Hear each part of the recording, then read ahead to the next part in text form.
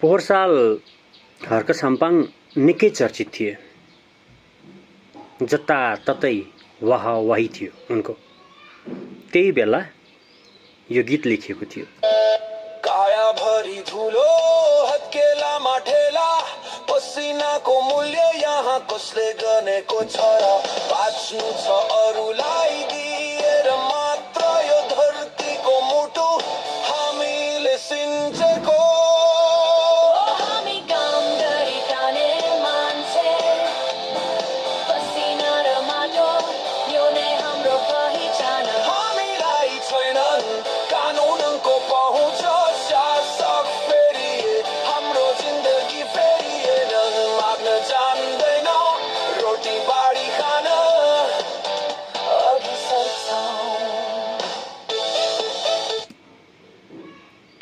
यो गीतमा माटोको कुरा गरिएको थियो।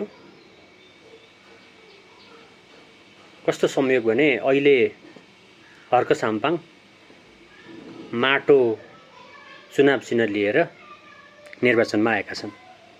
यो गीत जसरी पुरानो भयो, हर्क साम्पाङको वाहवाही पनि त्यसरी नै पुरानो भयो। खैर, अब आफ्नो ठाउँमा हर्क साम्पाङ ठिकै होलान्।